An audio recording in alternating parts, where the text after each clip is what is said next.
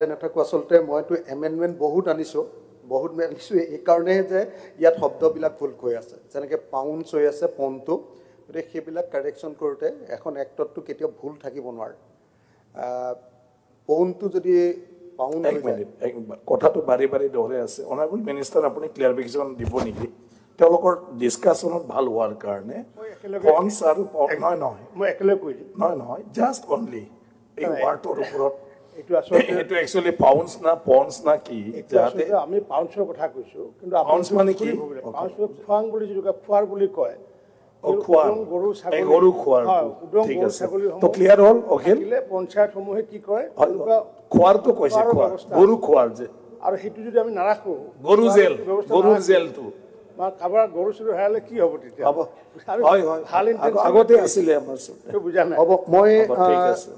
sir ইয়াত বেলেগ একো নাই এক মিনিট মই ইয়াত বেলেগ একো ক'ব খোজা নাই ইয়াত কাৰেকশ্যনখিনি আনিছোঁৱেই এমেণ্ডমেণ্টখিনি আনিছোঁ মাত্ৰ দুটা বাক্য কৈ দিওঁ যে হাতত আৰু ঘাটত আৰু পৌন বা আমি পৌন বুলি ভাবিছিলোঁ তেখেতে পাউণ্ড বুলি ক'লে আমাৰ তাততো ক'তো পাউণ্ড নাই নতুনকৈ আকৌ পাউণ্ড বনাবলৈ লৈছে যদিতো এইটো ভয়ানক কথা হ'ব আগতে আমাৰ চাহ বাগানবিলাকে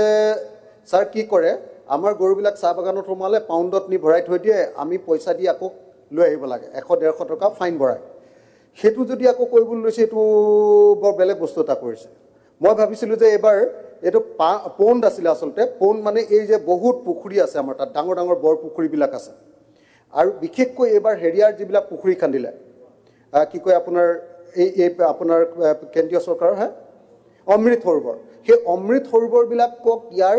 মানে টেক্সেশ্যনৰ ভিতৰত ৰেভিনিউ ল'বৰ কাৰণে ব্যৱস্থা কৰিছে বুলি ভাবিছিলোঁ নিশ্চয় সেইটোৱে হ'ব পাউণ্ডটো কেলৈ কৰিব এইটো পাউণ্ড ক'ত গাঁৱত এতিয়া পাউণ্ড খুলিবলৈ দিব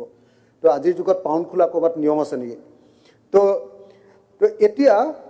এইটো হাত কৈছে যে হাতটোৰ ক্ষেত্ৰত গাঁও পঞ্চায়তে 5 লাখ টকালৈকে সকলোবিলাক হাত গাঁও পঞ্চায়তে মানে টেণ্ডাৰ কৰিব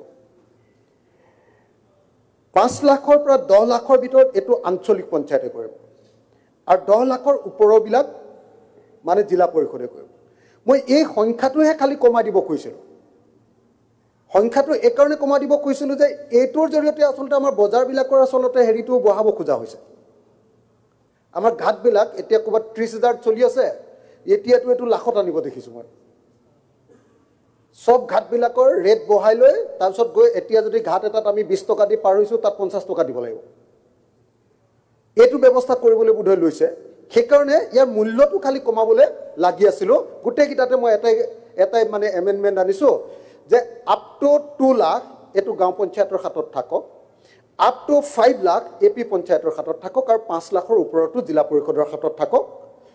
যাতে ভয়ানক ধৰণে তাৰমানে আমাৰ বস্তুবিলাকৰ যিটো পঞ্চায়তে টেক্সেশ্যনটো ভয়ানকভাৱে বঢ়াই নিদিয়ে অকল সেই এমেণ্ডমেণ্টটো আনিছোঁ 1 নম্বৰ 2 নম্বৰ এই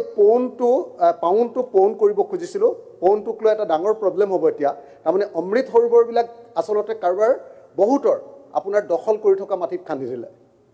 এতিয়া সেইটো যদি কোনোবাই গাঁও পঞ্চায়তে এতিয়া তাত যদি টেক্সেশ্যন লগাব খোজে সেই পৰিয়ালটোৰ লগত যি ঘৰৰ মানে এতিয়া টেণ্ডাৰ দি দিব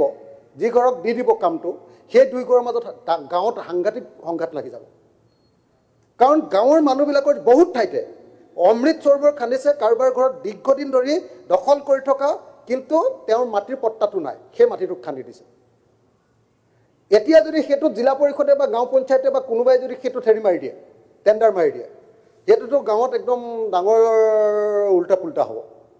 তো গতিকে সেইটো এটা মই আনিব খুজিছিলোঁ সেইটো যাতে মানে অমৃত সৰোবৰ পুখুৰীবিলাকৰ ওপৰত যাতে পঞ্চায়তে তেনেকৈ ধৰণে কব্জাটো কৰিব নোখোজে সেইটো কমিউনিটিৰ হাতত থাকিলে ভাল বুলি ভাবিছিলোঁ কমিউনিটি যিখন গাঁৱৰ মানুহে খান্দিছে সেই গাঁৱৰ মানুহখিনিয়ে গোটেইখিনিয়ে লগ লাগি পুখুৰীটোত ৰখাই থওক তাত আকৌ পইচা দিয়াৰ চিষ্টেমটো কৰিব নালাগে সেই দুটাৰ বাহিৰে বাকী কথাবিলাক একো ক'বলগীয়া নাই সেই দুটা মই মন্ত্ৰী ডাঙৰীয়াই বিবেচনা কৰিব বুলি আশা কৰিছোঁ নহ'লে পঞ্চায়তত ইমান বেছি যদি হেৰিটো বঢ়াই দিয়ে